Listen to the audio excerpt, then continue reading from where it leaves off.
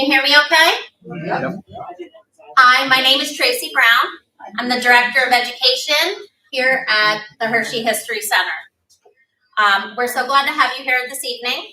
Since 1991, the Hershey History Center has been committed to preserving, promoting, and interpreting the heritage of our community.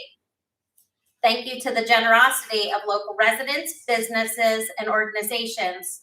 Our collection has continued to grow and includes a unique blend of artifacts, photographs, oral histories, documents, and archival resources that help tell the story of Hershey and the surrounding community. We have a board of directors, staff, and dedicated volunteers that work together to ensure that these stories and collections are preserved and shared for generations to come. Through our exhibits, archives, and library, education programs, preservation efforts, and special events like this one, we hope to make local history accessible, engaging, and meaningful. As a 501c3 nonprofit organization, the Hershey History Center relies on memberships, donations, grants, and community support to continue this work. Your support helps us protect and preserve our unique history, and we thank you for being here and being a part of it. Tonight's program, we're pleased to present Navajo Rugs, A Connection to Mount Gretna, presented by Don Stone Kensinger. Stone's story began after he and his wife, Vicki, moved into an idyllic Mount Gretna cottage in 2012. There they were given a mysterious item that has been passed from owner to owner since the cottage was built in the late 1800s. What began with that discovery and a few casual conversations with neighbors grew into a multi-year cross-country journey, connecting the cottage's original owner, the historic community of Mount Gretna, and Stone's long-standing passion for the Diné people and their weavings. More than 1,100 miles separate the Navajo Nation from Mount Gretna. Yet a surprising number of Navajo rugs found their way to this small Pennsylvania community. Tonight, Stone will share some of these fascinating stories behind these weavings and the people who connected these two seemingly distant places. Stone is an author of Weaving Passions, The Journey of the Diné, to the Little Red Cottage on Brown, connecting the threads of Navajo rugs, Theodore Wittman, and Mount Gretna, Pennsylvania. His presentation tonight is fittingly as much storytelling as it is history. Following the program, you're going to have an opportunity to speak with Stone, view some of his rugs that he's brought with him, and purchase a copy of his book, Weaving Passions. Please join me in welcoming Don Stone Kensinger.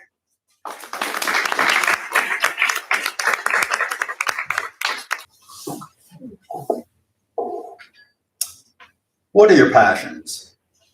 What interests really get your heart pumping and your blood flowing? If you had multiple months on end without really much to do and few financial concerns, how would you spend your time? What would you do? What are you doing in your free time right now? Are you like many other people who have multiple interests? How serious are you about the things you do? Do you merely follow your passions, as the old adage suggests? Or are you dedicated to them and devote time and energy into them, even to the expense of other interests? This evening, you will hear about some of my passions. As I speak, I encourage you to identify your own. Those things that really get you excited and make you feel alive. At the end of the presentation, there'll be time for questions, and God willing, I'll have a few answers for you. But also at that time, feel free to express passions that are important to you. Those things that give your life meaning. It is in sharing the things we love that we begin to connect with one another, to find commonalities in our curiosities, and perhaps to gain a glimpse of our own humanity. Now consider what you might do if you're given a mysterious gift by strangers, an item that connected two of your seemingly unrelated passions. Such a moment was life-changing for me and led me to embark on a 12-year journey, an adventure of reading dozens of books, researching the life of a rather eccentric original owner of our cottage, visiting museums, interviewing neighbors as well as content experts, and making multiple trips to the southwest portion of our country. And why would I do these things? I was driven to find nuggets of information and find strands of evidence connecting the dots between the two things I cherish: Navajo rugs and the history of our cottage. Ultimately, I was inspired to write a book, Weaving Passions, Journey Stories from the Diné to the Little Red Cottage on Brown, connecting the threads of Navajo rugs, Theodore Wittman, and Mount Gretna, Pennsylvania. So today, you will get a glimpse of my path as I explore my passions and ultimately wrote my book.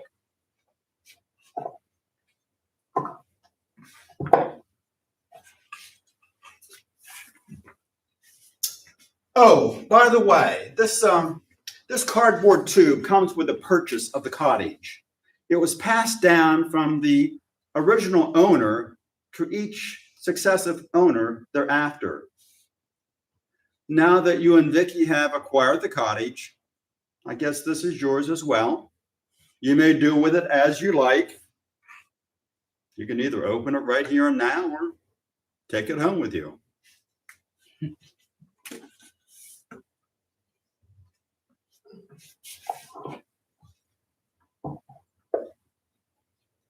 My wife, Vicki, and I had just acquired the cottage on Brown Avenue at the close of 2012, when the previous owner presented us with this unexpected package. Now, what do you think we did with this package when it was given to us? We opened it right away. And we began unrolling a banner, 6 feet wide and 2 feet high, a canvas banner. We silently read the 2 words printed on it, looked at one another, then returned our gaze to the banner just to make sure our eyes had not deceived us. The 2 words on the banner: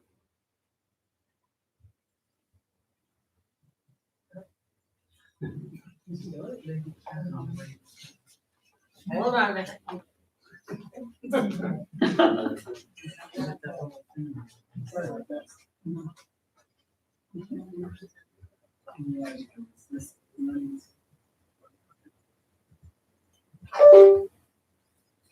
Right now.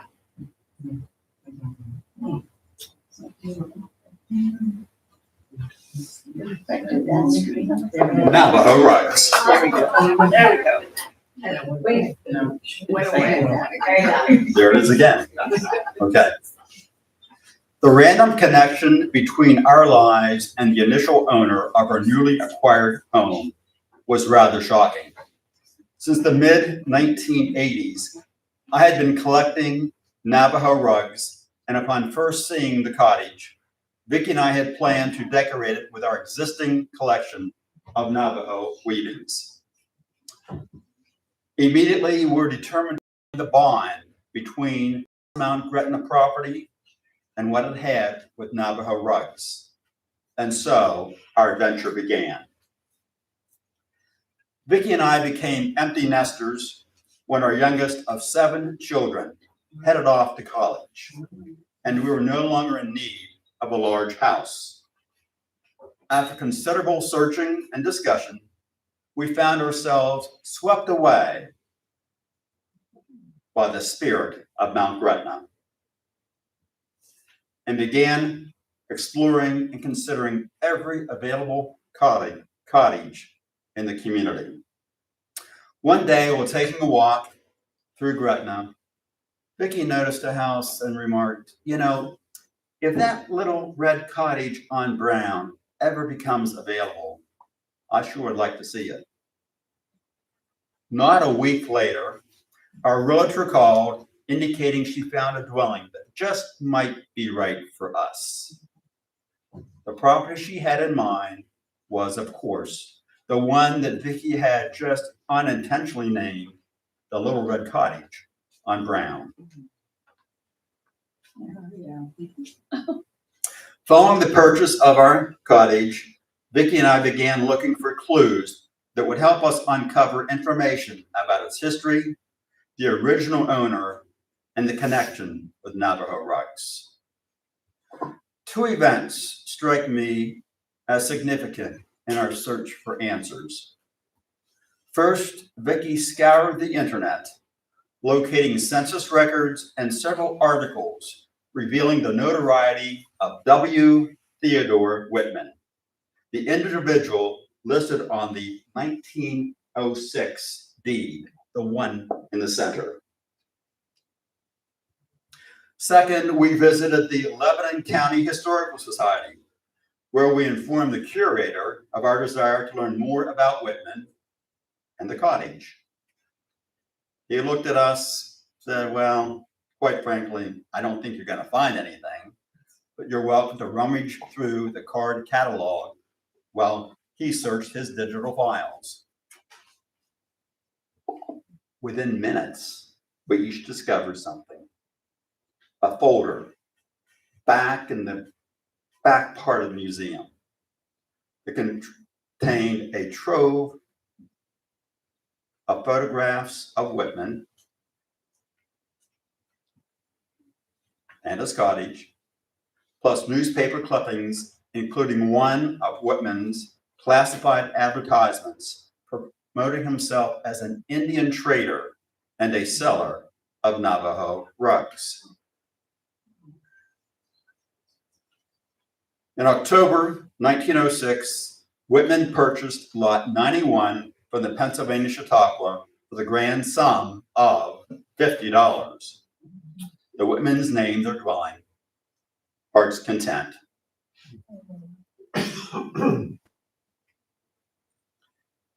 The original structure, as seen in this picture, was destroyed by fire in 1907.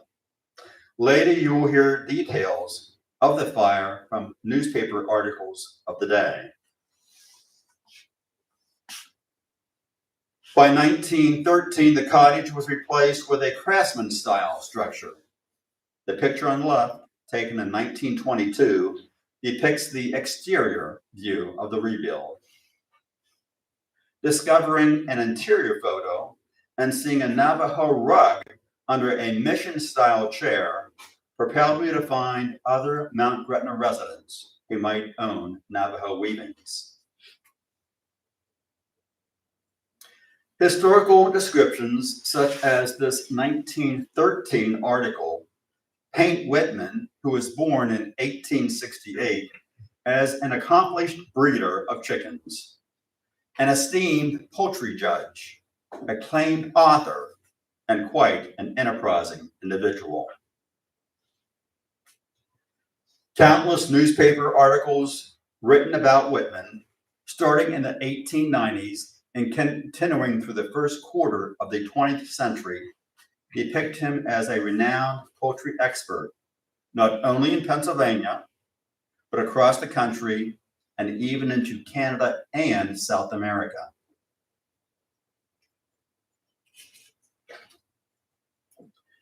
Wittman was selected to judge poultry at various world expositions, and accolades attributed to Wittman include Chicken Fancier, the Crack Chicken Man of America, and Greatest Poultry Expert. One newspaper article reported that Wittman sold a dozen fertile eggs for $144, a world record at that time, and equivalent to $5,300 today.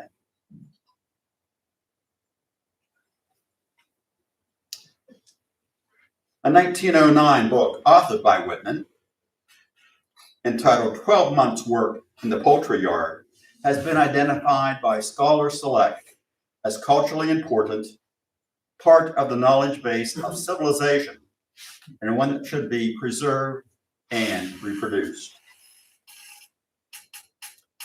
In the early 1920s and now in his 50s, Wittman had developed a new passion: collecting Navajo rugs. In 1926, Wittman was recognized as owning one of the finest collections of Navajo rugs on the East Coast. By March 1927, Wittman began placing advertisements promoting his Navajo rugs in local newspapers. Wittman's 1941 obituary provides a glimpse revealing how he spent his later years and his hobby of collecting Navajo rugs. Part of it reads, on cover wagons and mules, he visited much of the interior, bartered with the Indians, and even lived with them in order to learn their habits, taboos, and lore, knowledge which would enhance his appreciation of their weaving art. So, what was the appeal of Navajo rugs in eastern United States? And how did rugs woven by Southwestern indigenous people end up in a small rural Chautauqua village in Mount Gretna, Pennsylvania? Well, obviously, improved railroads and automobiles played an important part, but also between the 1880s and 1920s, profound changes occurred throughout the United States, which in turn contributed to the migration of Navajo weavings moving east. First, there was the arts and crafts movement. This international design reform movement emerged to oppose the mass production of goods being made. At that time, unfortunately, many factory owners considered workers to be dispensable commodities on assembly lines, where industrial output was valued above the creativity of the individual. Arts and craft activists believed change was needed to emphasize and appreciate the individual worker as an artist. Well-known arts and crafts proponents include textile designer and poet William Morris, furniture maker Gustav Stickley, and architect Frank Lloyd Wright. Stickley was publisher of the Craftsman magazine. He claimed that Native American art was the country's only authentic handicraft.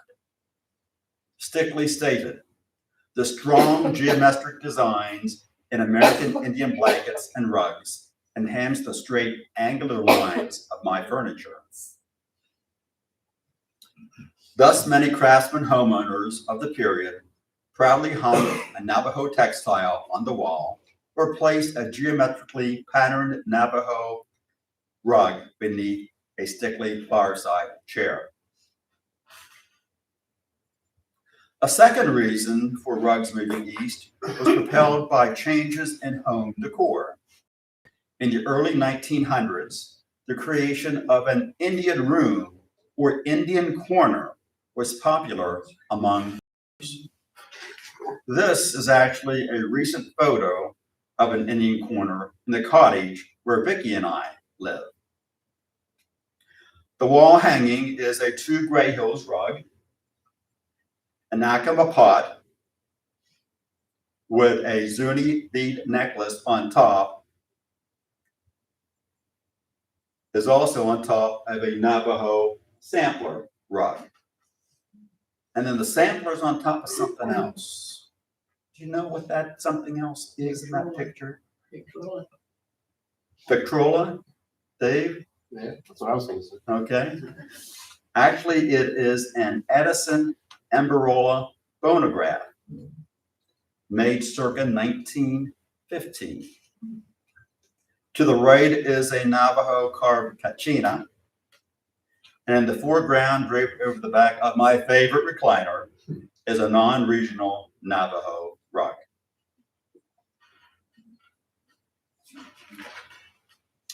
Starting in the mid-1890s, several reservation traders in the Southwest, including Clinton Neal Cotton, Juan Lorenzo Hubble, and John Bradford Moore, recognized this decorating trend and produced catalogs to market Navajo rugs and promote the idea of a Navajo Indian room. Various newspaper accounts reveal that Wittman traveled to the Southwest to acquire rugs and other art and to sell them from his cottage in Mount Gretna. One wonders what he might have learned while he visited there. Where may he have stored the rugs in his cottage? How are they displayed? And what was the extent of his own personal collection? The two rugs in this picture were actually sold by Theodore Wittman. The one on the left is large. It measures 86 inches by 56 inches. It was purchased by the parents of a woman who just recently died, 98. Upon her passing, I was fortunate to acquire it and return it to the Little Red Cottage on Brown, where it is displayed in her home. This is the rug. The rug on the right was bought by neighbors of Wittman. It was passed down to the grandson, who lives in all places, Santa Fe, New Mexico. So it was returned to the same general geographic area where it was created.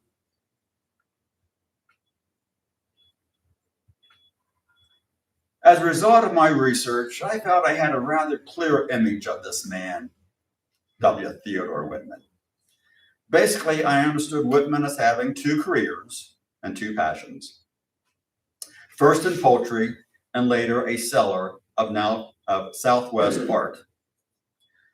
Newspaper articles describe him as henologist turned Indian trader. However, further findings reveal that I'd only touched the surface of this rather intriguing man. Now, truth be told, we humans are interesting creatures. Ask any of us who we think we are, and our answers are no doubt quite different from how others perceive us. Several stories and accounts provide a glimpse of who he was, the experiences he endured, and how he was regarded by others, including his daughter, neighbors, and the greater community.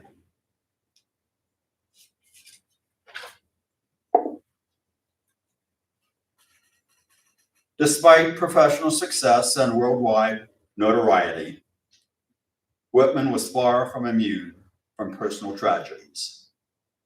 November 11th, 1907, while in residence in Mount Gretna, Wittman and his family narrowly escaped cremation resulting from a fire that destroyed their cottage. A portion of the article reads, "The family was seated in the kitchen when they heard a noise only to find a blaze under the open fireplace. The water supply of the colony had been cut off for the winter, and there was only one bucket of water in the cottage. Mr. and Mrs. Wittman were scorched in their efforts to rescue their children, Jean and Helen. The cottage was ruined, as were the two adjoining cottages. Due to a terrific wind, the flames spread so quickly that nothing could be saved." Now, the November 1907 accident was not the first catastrophic inferno experienced by Wittman. 36 years earlier, May 1871, an article entitled "Terrible Accident, a Woman Burned to Death by Gunpowder, 2 Children Also Burned," read like this: "A more horrible accident we are seldom able to chronicle. It appears that Mrs. Ida Wittman went to the barn to set a hen. While taking down the toolbox, some matches ignited gunpowder, which set her clothing on fire. Her frantic screams brought her husband to her assistance, but before he could smother them, she was burned to a crisp." See, back then they didn't have TVs. They didn't need TVs. The colorful language in the articles was enough to keep them entertained. Her eldest son, aged about 3 years, was also burned very seriously. The boy, at last account, was still living, though he was by no means out of danger. Theo Wittman was the 3-year-old son who was burned in the tragedy that took the life of his mother.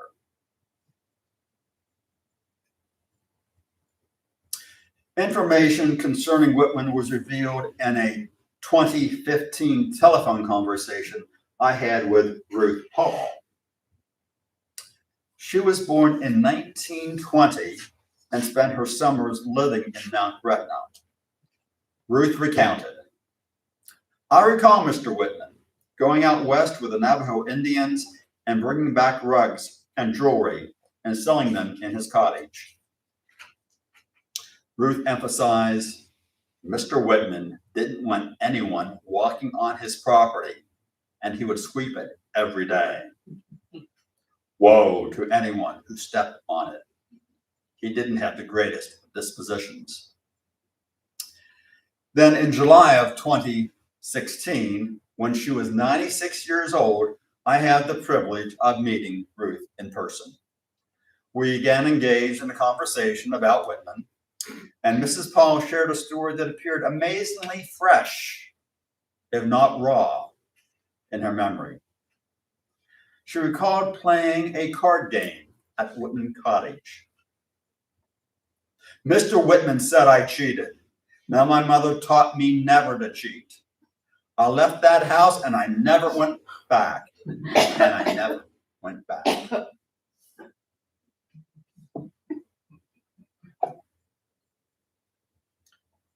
Wittman's disposition in Iowa was known to others in addition to Ruth Paul. While writing her family's genealogy, Helen, daughter of Theo, recorded this: "We courted for a few months, but when my temperamental father tried to discourage our relationship, believing John to be too bohemian for me, we traveled to Philadelphia and eloped. We returned and told no one of our secret and lived for a brief time separately. Soon it was the month of the year when my father packed up the family and moved us to Mount Gretna for the summer. In saying goodbye, my new husband, John, encouraged me to be strong against my father's inevitable temper and dictates.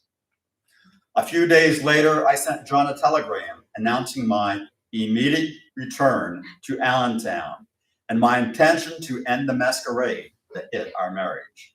As expected, Father had slipped into one of his demanding moods, and I, encouraged by John to be firm, blurted out the fact that I was now a married woman, legally emancipated and no longer required to submit to my father's whims." And get this next one. Now we have this. 2 days after Wittman's death in 1941, the Allentown Morning Call printed a tribute article to him, about him, entitled, "He Shall Stand Before Kings." Here, Wittman was praised for his commitment in initiating and prospering his 2 great passions, poultry breeding, and Navajo weaving. In the article, his good friend, Zane Grey, does that name ring a bell? Zane Grey, the famed pioneer author of Western literature, claimed Theo had the finest private collection of Navajo rugs in the world.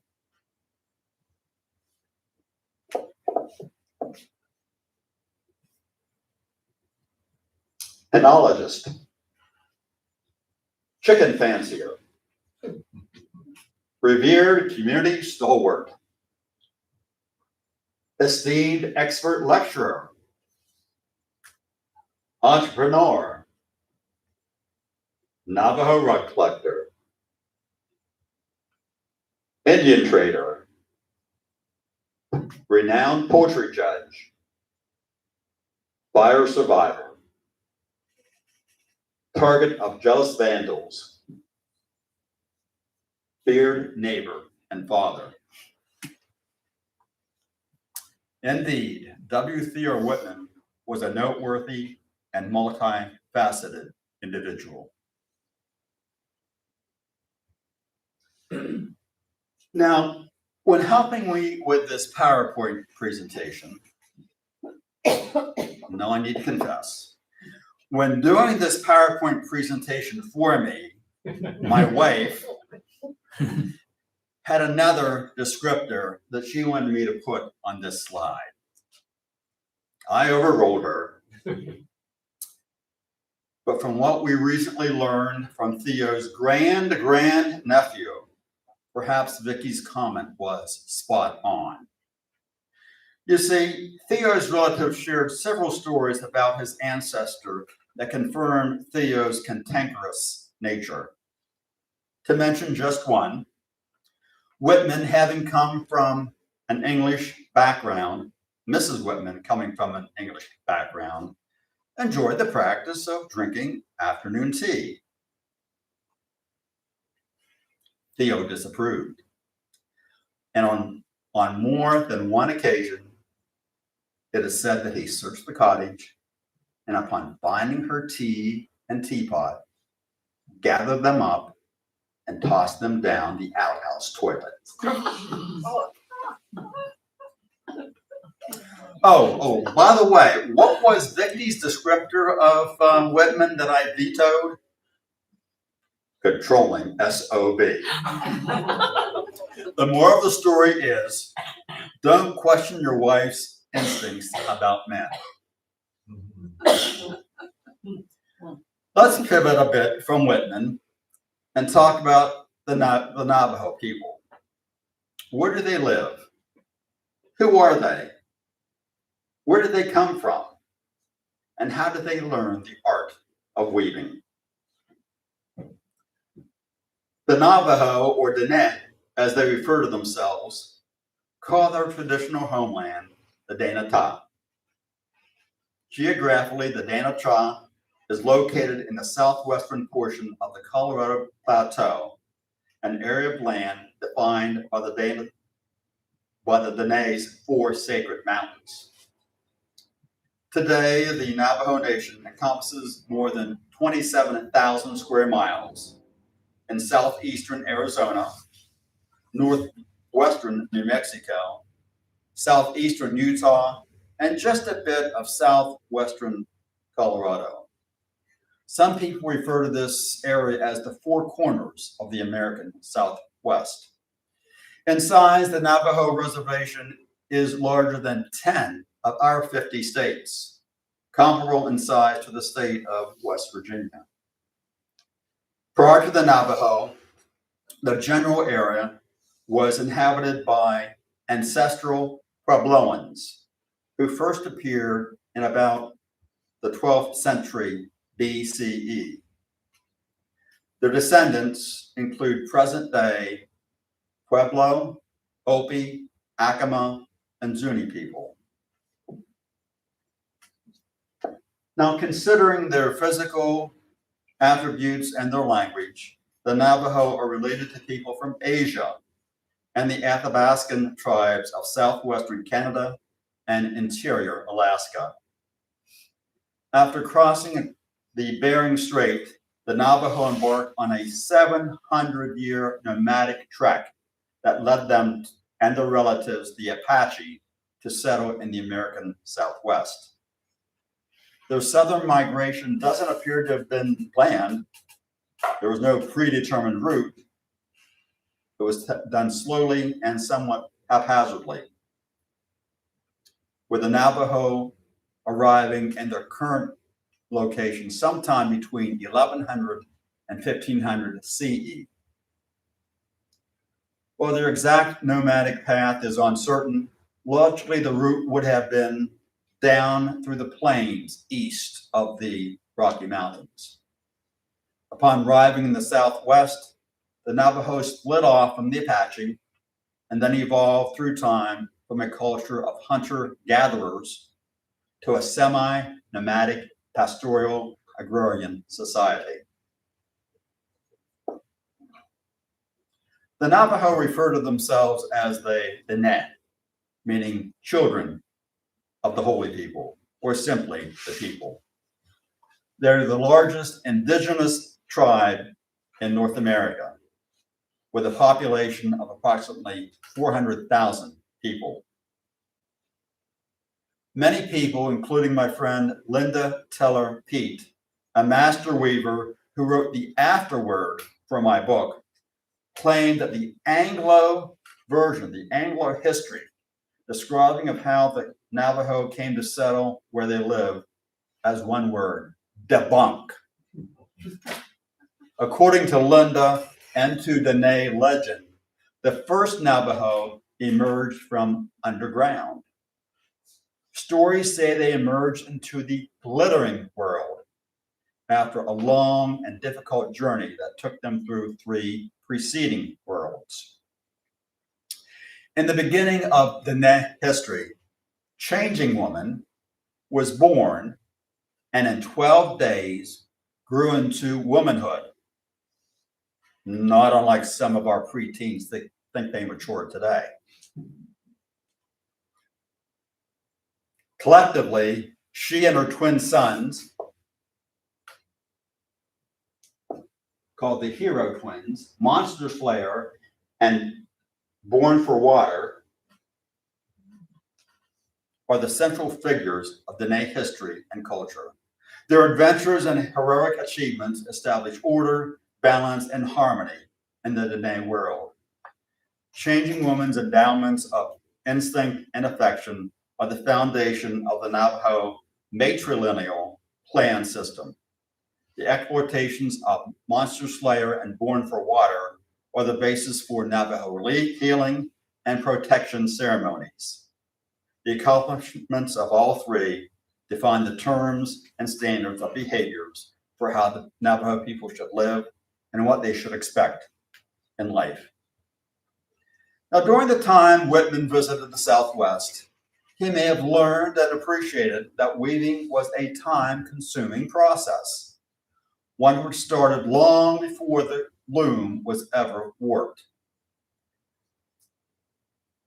Accounts claim Wittman appeared to have developed a relationship with those from whom he purchased his weavings. Wittman visited the Southwest during the winter months, when the Diné would have been living in their hogans. The young lambs born earlier in the fall would have been between 3 and 6 months of age, and the sheep would have been free of scabies due to the fall dipping process. Their wool would have grown thick and long, as shearing would not have begun until spring, when the fleece would become full and heavy. One has to wonder, did Wittman notice the parallels between the year-round activities of Navajo sheep raising and the various monthly duties required of his chickens? Now, weavers typically need about 400 yards of yarn to create a 3x5 rug. Kind of similar to these 2 over here, 3x5. They may be a little larger.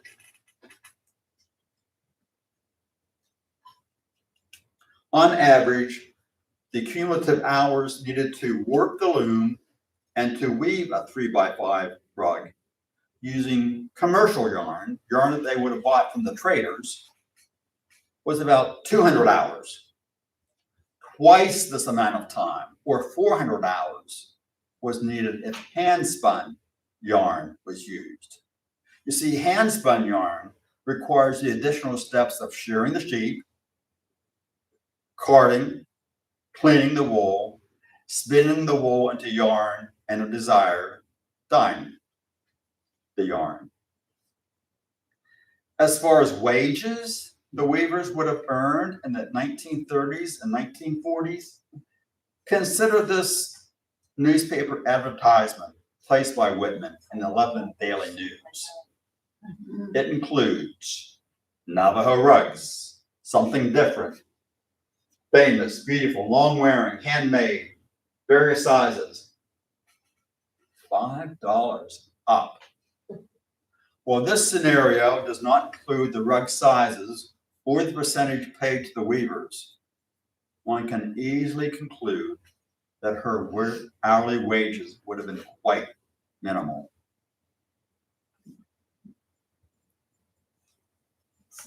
Next, let's take a look at the history of Navajo weaving and also at some of the more popular weaving designs. Now, there are at least two accounts of Navajo weaving, two historical accounts of Navajo weaving: traditional Navajo history and Western history. According to Diné oral tradition, the span of time between day one to the present is comprised of 5 worlds. When emerging from the second world into the third world, the holy people directed Spider Woman to weave the pattern verse, and then to teach the Diné people how to weave. But she didn't know how to weave, and not possessing this skill, she began to survey her environment, and she noticed a spider. She studied the spider, how the spider would spin its web, and from that, she began to weave. Once she acquired these fundamental elements of weaving, the holy people then instructed Spider Woman to enrich her weavings through the use of prayers, songs, and ceremonies. The holy people also taught Spider-Man to create a weaving loom and make Navajo weaving tools. Years later, the Diné emerged into the glittering world. Here, the 2 hero twins, remember who they were, Monster Slayer and Born for Water, discovered a hole in the ground. They found and descended a ladder that was made of yarn. When they reached the bottom of the hole, they found Spider Woman weaving. Now proficient in her skill, Spider Woman offered them her gift of weaving. And with the help of talking God, the twins shared the knowledge of weaving with the rest of the Diné people. Well, weaving has produced functional wearing blankets for the Navajo and decorative rugs for Anglo homes. The Navajo claim the art of weaving and the process entailed are what are the true gifts of weaving, not the result, but the process of weaving. They believe that weaving has kept the Navajo from starving, has kept their families together, and has sustained their culture through very difficult times. A present-day living example depicting the importance of weaving and how it supported and sustained the Diné families comes from my good friend Barbara Teller Ornalis. Barbara is quite the master weaver, a distinction reserved for only the very best textile artists. As a child, her family and she grew up behind the two Gray Hills trading post, where her father, Sam Teller, worked side by side with the post trader. Barbara is a 6th out of 8th generation weaver in her family. She is noted for her exquisite two Gray Hills tapestries with very high weft count. With any weavers out there? Listen to this. It's not unusual for her weft count to range from 110 to 122 wefts per linear inch. Per linear inch. The average weft count for Navajo rugs is typically between 30 to 45 wefts per linear inch. A weft count of 50 is considered high quality, and a count of 80 or more is considered to be a tapestry. Barbara and her sister, Linda, wrote the book entitled Spider Woman's Children. In the dedication, Barbara wrote these words: "Like my grandmother used to say, hold on to your weaving. It will only bring you love, happiness, and success. Never let it go, because weaving will hold your family together." Recently, I communicated with Barbara, and she shared that at the spring 2026 Herd Museum Indian Market, she sold this rug.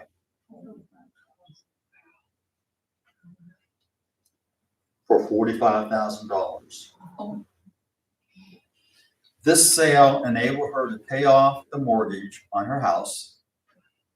It's not a large weaving, 32 inches by 49 inches, but it has a weft count of 120 per linear inch. Over the years, her weavings have put 4 relatives through college. Her husband, Dave, a pharmacist, TV and movie writer daughter, Sarah, who is currently working on the show Man on the Inside. You know that show with Ted Danson? Yeah. She's one of the writers. A computer scientist, her son Michael, who is also a very accomplished weaver with a flair for creating contemporary rug designs, and a grandson who's an electrical engineer.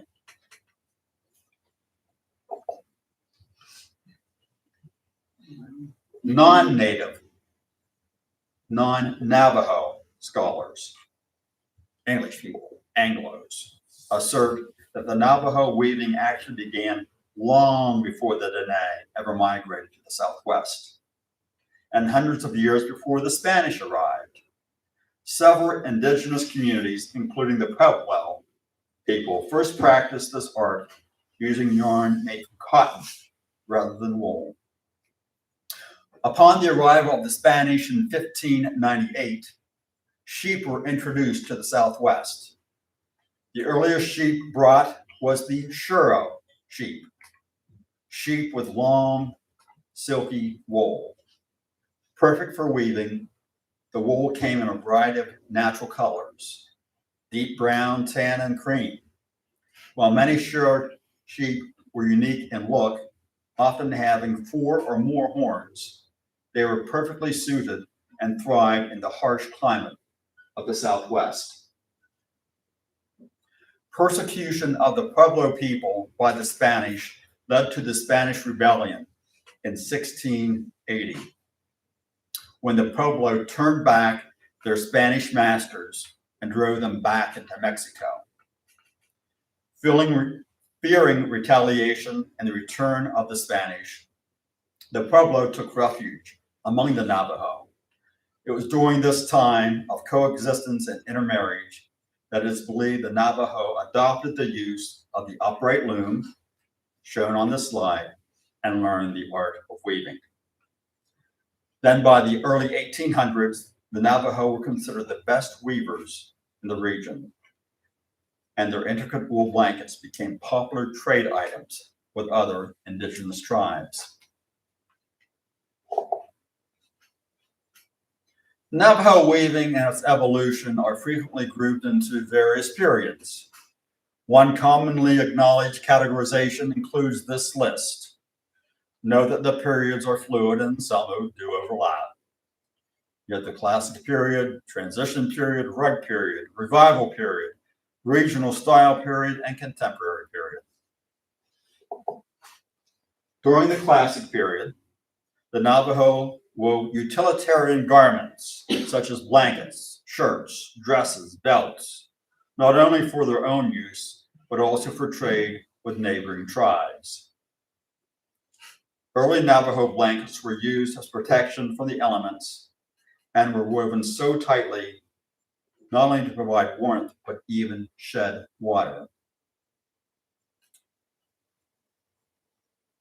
Chief blankets are the most recognized of the classic period weavings and the most valuable of all Navajo weavings. Shown here is a first phase chief blanket created around 1840. Most first phase blankets, chief blankets, have a simple indigo blue stripe with white and brown stripes of shuro wool.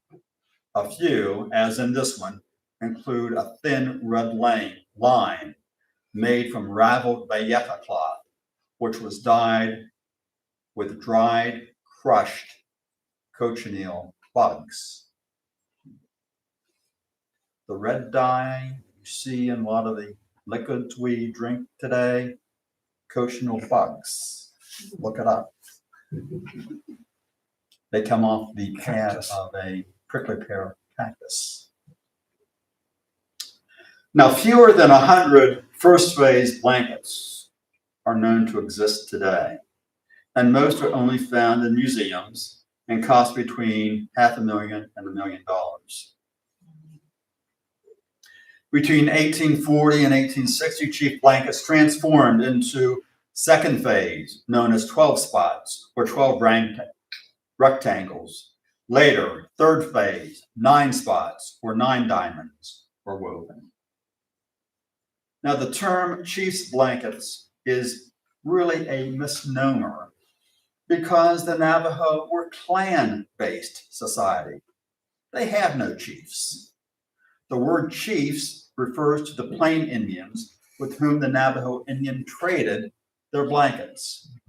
When the U.S. military came west, they saw the chiefs of the other tribes other than Navajo wearing these great blankets, and thus the term originated.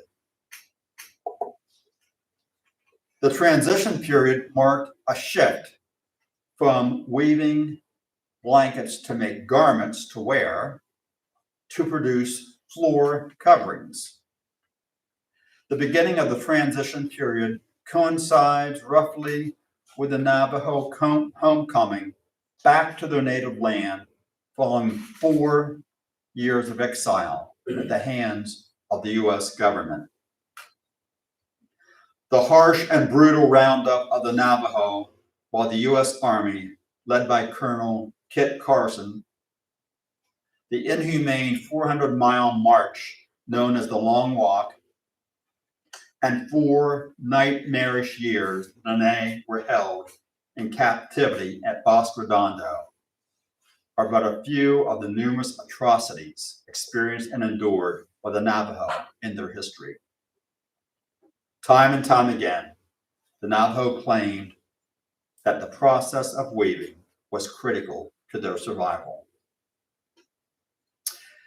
Now, by the late 1870s, a yarn called Germantown was imported to the reservation from mills close to Philadelphia.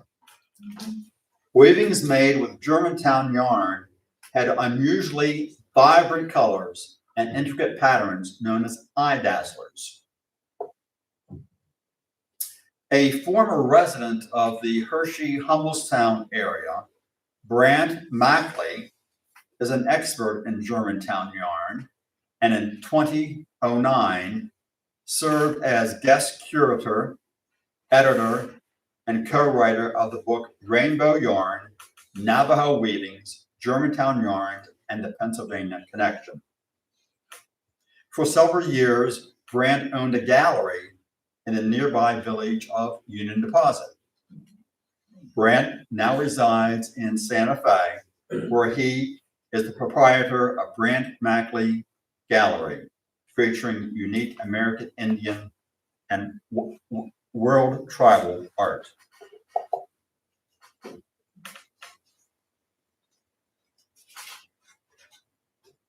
During the rug period, traders recognized the preferences of consumers in the East, and they capitalized on this knowledge and instructed weavers to create rugs of certain desired patterns.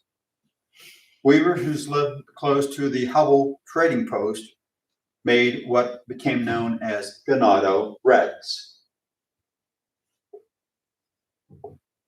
J.B. Moore, owner of the trading post at Crystal, introduced weavers in his region to oriental rug patterns.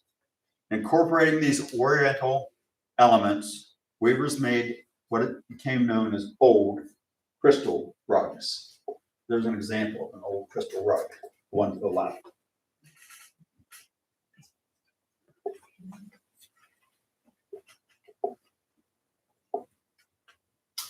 During the revival period, weavers, under the direction again of traders, developed two new styles, chinley and wide ruin rugs.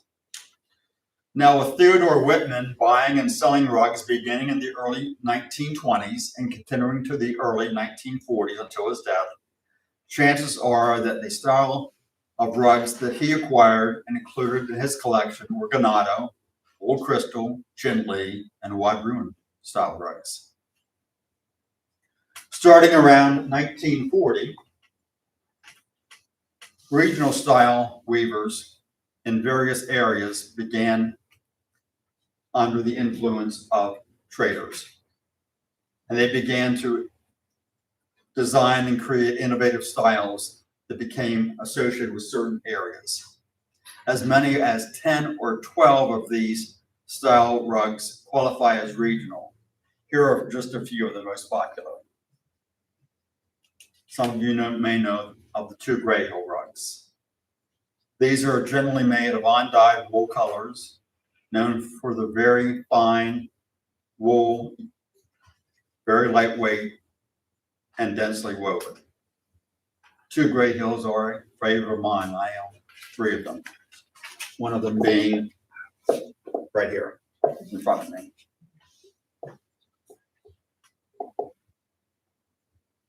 Yay rugs come from Navajo ceremonial sand paintings. Yay are religious deities. This rug design depicts the supernatural holy people who communicate between the Diné and their gods. Less common than yay are the Yevashe weavings. They represent the Navajo Yevashe dance. And the Yevashe rugs, there are typically 6 dancers in profile with one leg bent as if dancing.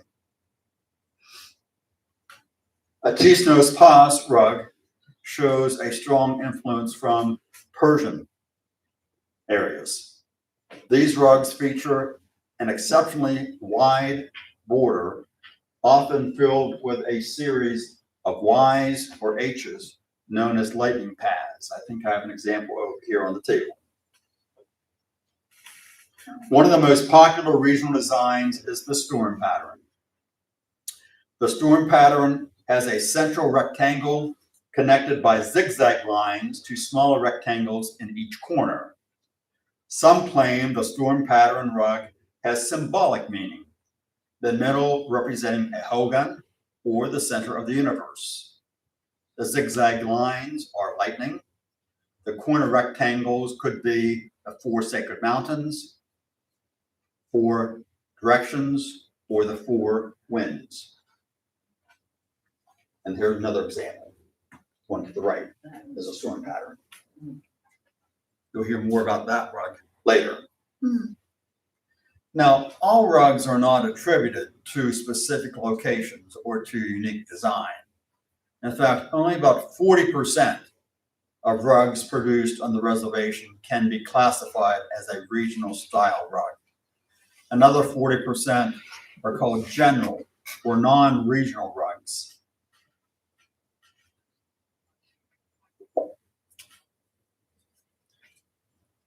While regional styles continue to be made, the geographic boundaries that define the regional style rug period are becoming very blurry. And except in a few cases, the influence of area traders is nearly gone. Today, rugs come in assorted styles and varieties across the reservation and surrounding areas.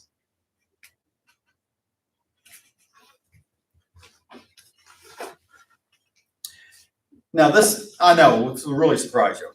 When I first meet people, surprise, surprise, I frequently ask them to share their passions. Those things that are near and dear to them. The answers are fascinating and often lead to meaningful discussions. Of course, when asked about my own interests, yeah, you got it, Navajo rugs are at the top of the list. As a result of such conversations, I've discovered other owners of Navajo weavings who call Mount Gretna their home. Current and former Gretnites who own Navajo rugs include 3 women whose parents purchased rugs from Theodore Wittman, a physician who serves as a caretaker of his son's Gretna cabin that contains 9 Navajo rugs, and a former cottager whose rug collection is housed in the Fralin Museum of Art, located on the campus of the University of Virginia. Out of all these, there's one particular Mount Gretna rug that I want to share with you.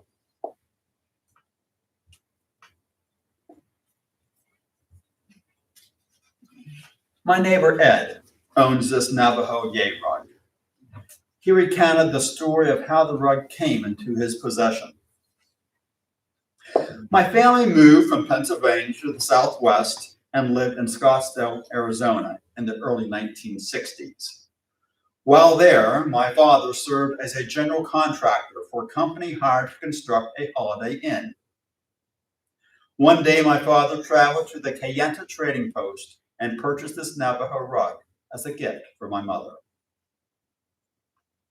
Now, Ed's family's stay in Arizona was short-lived when his father came down with a severe case of valley fever, and his mother dearly missed her Quaker roots and longed to return to Pennsylvania.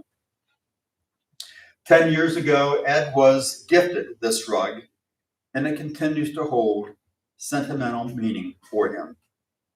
When he looks at the weaving, Ed claims it reminds him of his childhood, a quieter time in life, of the warmth of the desert that combats the stark temperatures of the Northeast, and of his mother and her affection for the Southwest. What a fantastic story.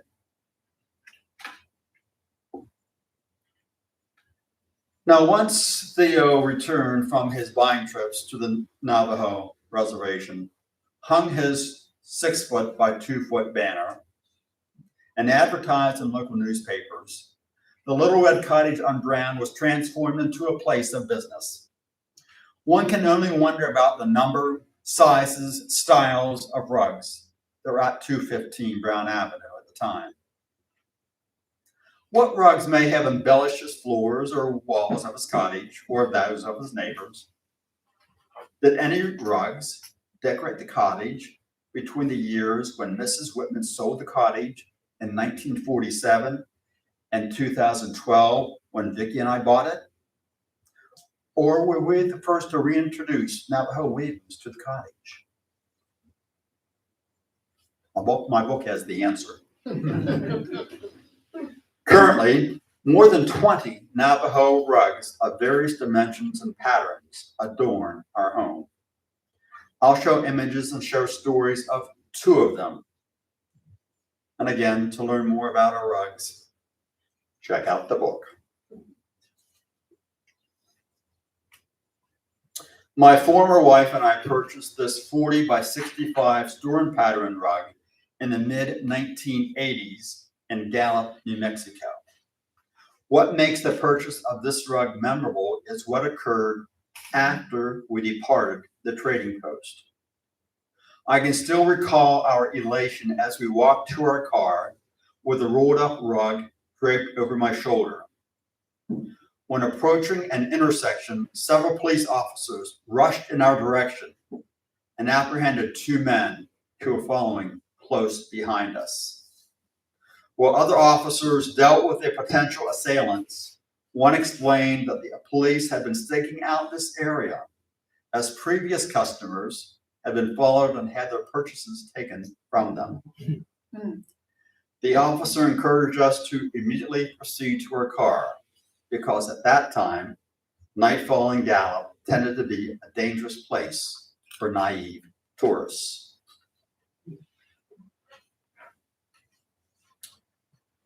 I purchased this custom-made pictorial rug from Ruth Ann.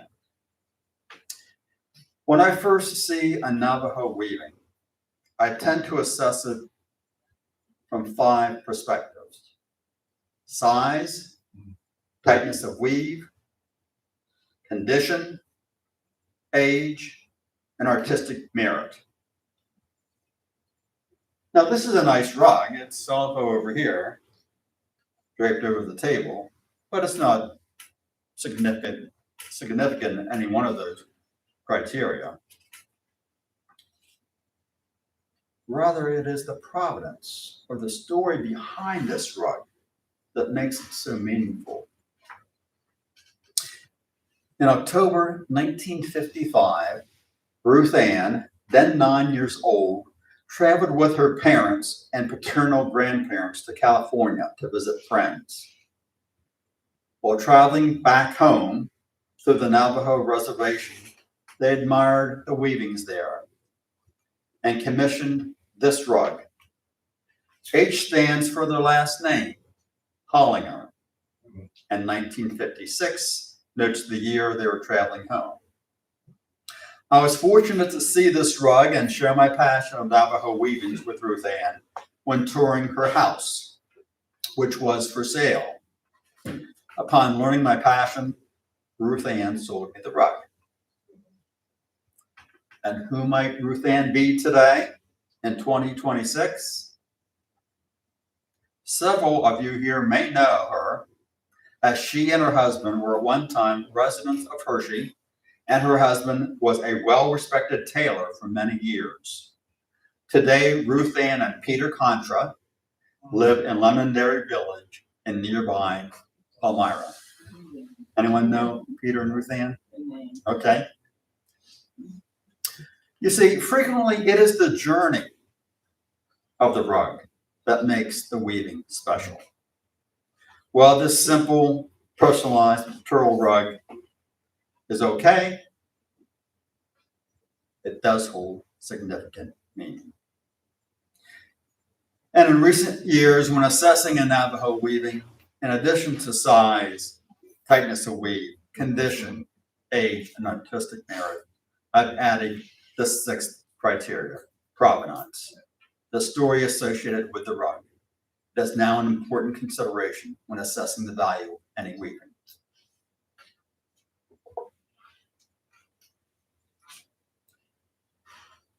"40 years ago, I became interested in Navajo rugs because of their striking visual appearance, the variety of colors, the complex weaving techniques, the long hours devoted to raising the herd, shearing the sheep, carding, spinning, dyeing, weaving. Each phase impressed me. As a result of the weaver's vision and great skill, appealing textiles emerged and weavings unique to the Diné emerged. Navajo weaving has evolved over time, from blankets wrapping people for warmth, to rugs spread out on the floor, to prized art displayed on walls. Once discovered by Anglos in the East, fascination with Navajo rugs has multiplied. For me, that fascination continues today and was a major impetus for writing my book. Among other things, the book I wrote is a compilation of journey stories, not only the manner in which Navajo rugs gravitated to Mount Gretna, and also the life of Theodore Wittman, but also my own journey and the weaving of my passions. As my writing progressed, my understanding of Navajo history, Navajo culture, and Navajo values was challenged and transformed. And with enhanced awareness, my appreciation and respect for the Diné increased. Likewise, I've broadened my impression of the original owner of our Mount Gretna cottage, Theo Wittman. Initial research revealed information about his esteemed professional life. Digging deeper, I discovered a picture of his personality, his moods, and his manner. Indeed, human beings are multifaceted. And like the rest of us, perhaps Whitman's personality included both ego and remorse. If any of you own a Navajo rug, I'd love to hear from you. Frequently when I give talks, hands go up, people say, I have one. I go see them and we become good friends. I'd welcome seeing your weaving and appreciate hearing stories associated with it. You never know. Perhaps the weaving you own was sold by W. Theodore Wittman out of the Little Red Cottage on Brown. My book, Weaving Passions, has many more stories and images than I presented here tonight. Today, I've shared two of my passions and their unique connection. I trust I've inspired you to consider those things that are near and dear to you, things that really get your blood flowing. At this time, I welcome any comments or questions. Can we have some lights, please?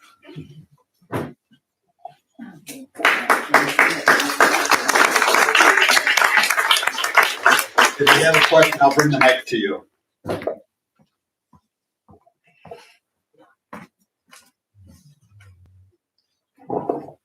One of your earlier slides, when you were discussing the characteristics of the man, had a phrase, something about jealous vandals. Fill us in about that. Another story in my book. Early on in his career, he awoke one morning, went out to find that many of his chickens were poisoned. Many were dead, many had died, many were dying.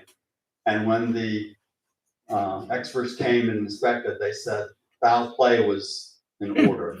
Now, considering who Wittman was, maybe it was warranted, maybe not, but that was the jealous vandal. Okay. Other questions, comments? Nancy? Did the chickens live in Mount Gretna or in his Lehigh house? Great question. Wittman spent his summers in Gretna. He had his permanent home in Allentown. Now, what I didn't mention was he was the director of the poultry division of the Allentown Fair for nearly 40 years. Wow. It is my belief that his chickens were in Allentown. However, there have been some very famous chickens in Mount Gretna. If you go to the pizzeria shop down in the center of town, you'll see a large picture of a chicken. Vicki, do you remember the chicken's name? It might be Rosie, I don't know. But this chicken lived there for many years. In fact, when we first moved to Mount Gretna, we were greeted every morning to this rooster call. Chicken is now passed, unfortunately. I don't have a question. I was just making the connection between the chickens and his poultry judging and his connection to Mount Gretna. Because that's how he first came to Mount Gretna. The original farm show was in Mount Gretna. And so we found him listed as a speaker, what was it, 1892 or something. So he was speaking about chicken raising at the farm show in Mount Gretna. So we're pretty sure that's how we found Mount Gretna. The oldest building still standing in Mount Gretna is the roller rink. And that was the original farm show building. for Pennsylvania. I'm curious, you found out about him, how well he compensated the Navajo. I wish I could tell you that he paid far and above what was being asked, but just knowing what I know about Theo, I kind of doubt Double chickens. it. Two questions. The indigenous weavers today on the reservation, what's the percentage of them using commercial yarn versus from the sheep yarn? And question two, does Wittman have any direct descendants alive?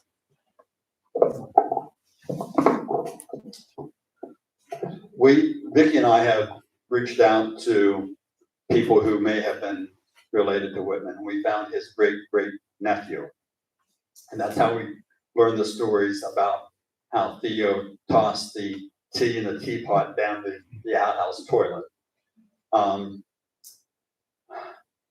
Helen and Jean, I don't think had any children. Her husband, Jean's husband, was the editor of one of the newspapers in Lebanon? No, Allentown, in Allentown. And he would frequently write stories, a column in the Allentown newspaper about Mount Gretna, that they had no children. And then Helen, the other daughter was estranged from the family. Yeah. Surprise, surprise. And then as far as the percentage of weavings made today using either commercial yarn or hand spun yarn, most is with commercial yarn. However, there has been a revival of the very finest weavers like Barbara Keller Ornelas or Linda Teller Peet, using yarn that comes from shearing sheep. And the Shiro sheep were pretty much destroyed by the United States government back in 1864, whenever Kit Carson came through and did what's called the Scorched Earth campaign. They had trouble finding the Navajo, who were very good at hiding in canyons. So what they would do when they couldn't round up the Navajo on the first attempt, they would go in and they would destroy their crops, destroy their peach orchards and corn and squash fields, and starve the people into coming in to the forts, and then force them on the 400-mile walk down to Fort Sumner, known as Los Redondo. And at that time, a lot of the Shiro sheep were destroyed at that point.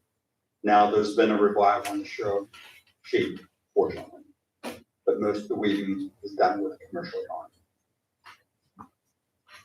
Anyone else? One last question.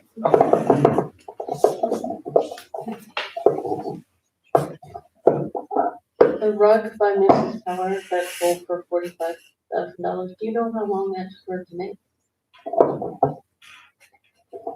The question is, how long did it take Barbara to weave the rug that she sold at the Heard Museum for $45,000? I don't know exactly. I could ask her, but she is a very proficient weaver. And it's not the weaving that perhaps takes her so much time, but it is the carding and the spinning. It takes so much time. I mean, the yarn is it's like silk thin, and she is just a master at it. Okay, one last question. So if someone gets interested in Navajo rugs, what's the best way to approach potential purchases? In brief.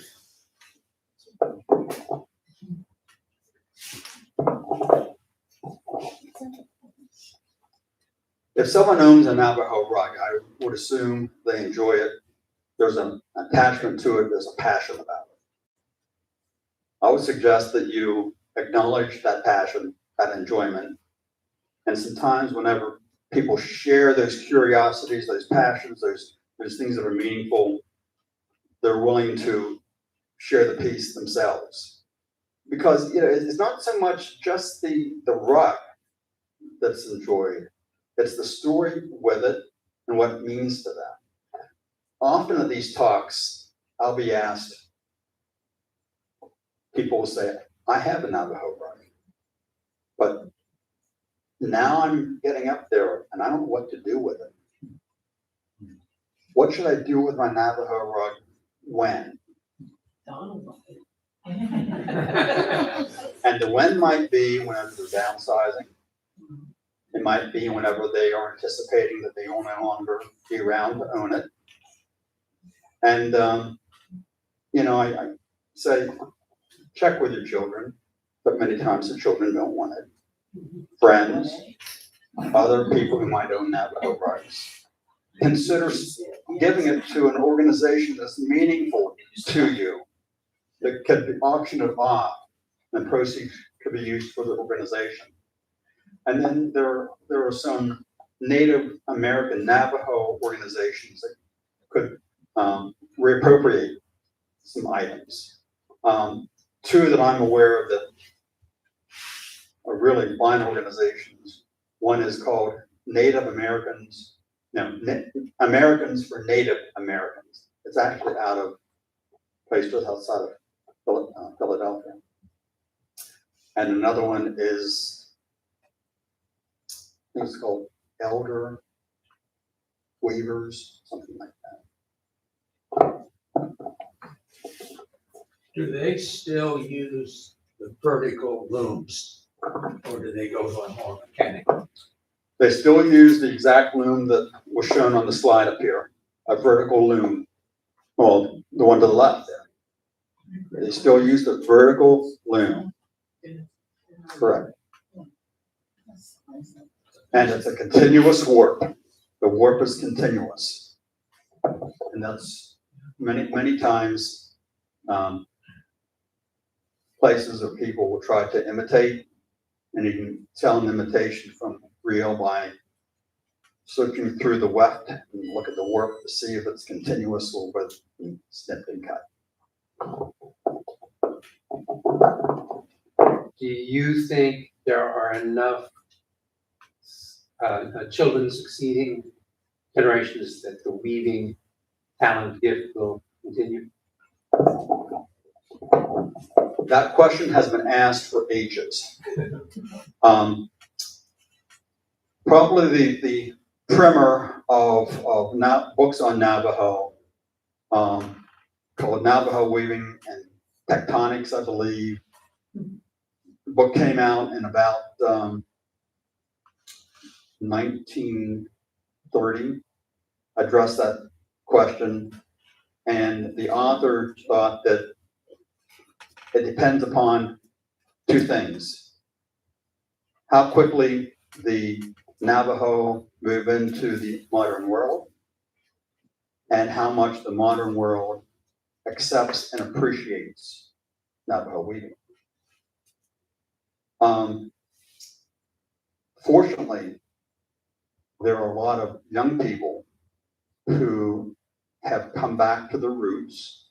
There was a time, especially around the 1940s, when the Navajo people, you've heard of Navajo code talkers, they were very instrumental in helping win the war. And they came up with a code that the Germans could not decipher. And that was a swing point. But when they returned from the army back to the Navajo Nation, it was a culture shock for many of them. And there were some people who left the Navajo Reservation, some for good reasons, some because they just didn't like it anymore. But there's been a resurgence of interest in weaving. But overall, there's less weavers now, of course, than there were years ago. But when you are good at something that you do, you can get $45,000. It encourages some people to keep it up.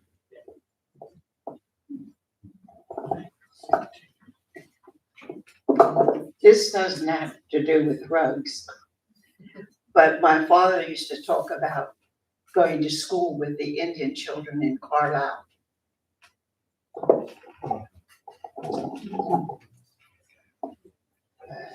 You heard me refer to some of the atrocities that the Navajo endured. One that I didn't mention was the schooling systems. Yes, many Navajo children, He used to talk about. other children from indigenous tribes They were brought them forced. here and they went to school in Carlisle. And he would talk about being on the streets with them and playing and everything. And then in the most recent years, the tribe, however, has come and retrieved almost all of the graves.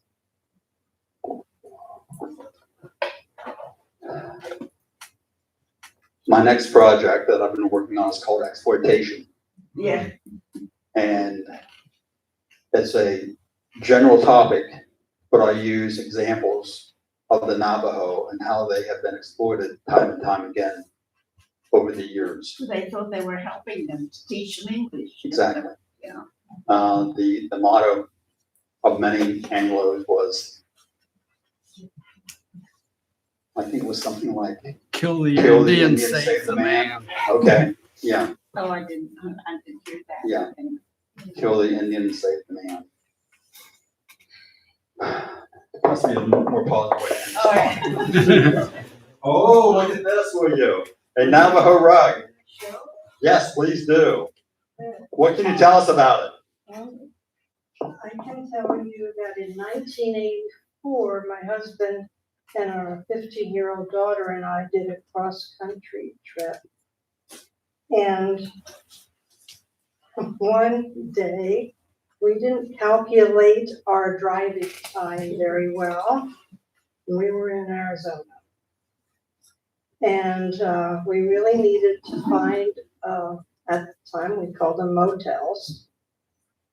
And I said, oh, there's one coming up. It's in this town called Tuba City. Did you see that on the map? It was on the map. Yes. And so there were these little roadside stands, but I can't remember the nickname for those stands. Do you know? I don't. Okay. Well, anyway, I wanted a rug. And you sure found one, Yes. and it's a nice one. That's nice. Could you go up front and stand over here? So we- Sure, come on up front. Thank you. Now remember to smile. It's the rug we're looking at. So would you like to make any comments about it? I'm thinking it's in that area regional on your slide. I believe this is a regional style rug, and it would classify as a 2 Gray Hills rug. You agree? Absolutely. The exception is there is a little bit of color in it, and many 2 Gray Hills do not have any color, but this is just a variation of that. And I also notice that this is probably hand spun wool as opposed to commercially made wool. Very nicely made, and it has been maintained extremely well. You have a very nice piece, Okay. very nice piece. And if you ever want to part with it, Okay.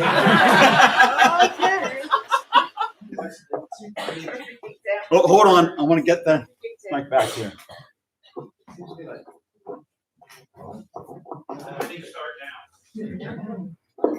Corners seem to be the 4 mountains.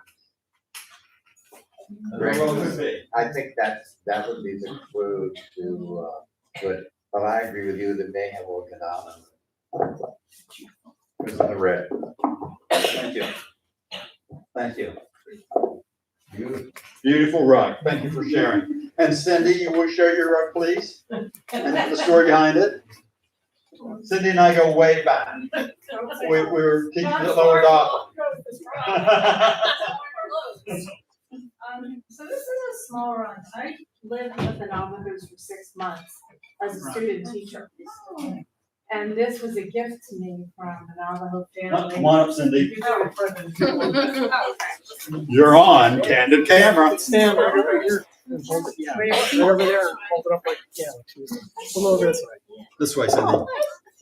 Cindy, it looks really nice up there. Does it? Okay, so anyway, it was a gift to me from a Navajo family that I became close with. She was actually, when the school system started to change, if there were Navajo people in all the classrooms, she was my classroom assistant, actually. So I had many, many experiences that I was fortunate to have. I actually had a loom. Her husband had built me a loom that I hauled back to Pennsylvania in my van. But that's at the Fiber Arts Center in New York. I gave it to Okay. the art teacher at Lord Often. Do you know what I'm talking about? Yeah. So there's a Fiber Arts Center there, but I don't know what it is. I think this was a practice rug that they had done, but it's special to me. Of course. It's Very special, very Yeah. special. Very nice. it's made out of sheep. I believe this is hand spun too. Yeah, Yeah. I'm pretty sure this is. Anyway. Thank you. Yeah.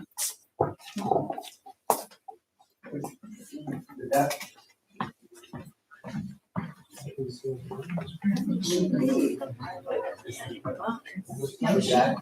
there a saddle blanket, double? A saddle blanket is either 60 by, I think it's 30 by 30 or 30 by 60. This isn't quite that large. Not quite that large, but I would say it's probably non-regional. I couldn't attribute this to any certain area. But again, very nice. Yeah. Right. Yeah, she said she was.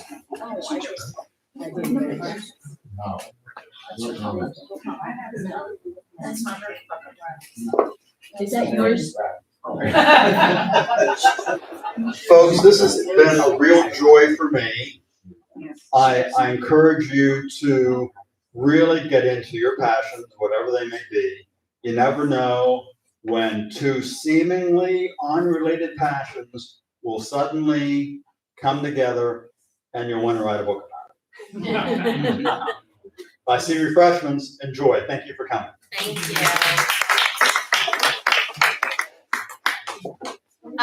Thank you, Stone, for your presentation. I think we all learned quite a bit tonight about Navajo rugs, their history, and the stories. Before we conclude this evening, I just have a few announcements about what's coming up at the Hershey History Center. This Friday, we do have a blood drive here from the American Red Cross. So please feel free to come out, give the gift of blood. You never know who you could be helping with this critical need. On September 4th, we have Jazz in the Barnyard featuring Third Stream. This is a free concert. This evening will also mark the opening of Through the Lens of Hershey Photography with John Martin. It'll feature his photography of places, scenes, and characters in our community.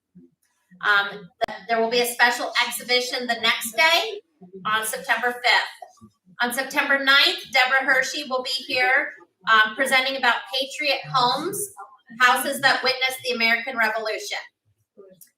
In October, we have Ron Mann here speaking about the Hershey Hill Climb. And for train enthusiasts, mark your calendar. In October, we have Trains on the Tracks for October 17th and 18th. I want to thank Matt, Eric, and Art for their technical support with the AV equipment this evening. Liz for her delightful spread of refreshments in the back of the room. We appreciate all the work that goes on behind the scenes to make these programs a success. Lastly, membership has its perks. Become a member of the Hershey History Center. It's a wonderful way to support our mission, and you'll receive benefits such as discounted admission to many of our programs and events. If you're looking for a unique place to hold a special event, gathering, meeting, or class, this downstairs space and the patio out there in the barnyard is for rent. So speak with us if you'd like more information about membership or rentals. And now, feel free to please get some snacks and get a closer look at those that Stone has brought this evening. Ask him questions, learn more about his book, It is for purchase. Thank you, everybody, for joining us, and have a good rest of your evening.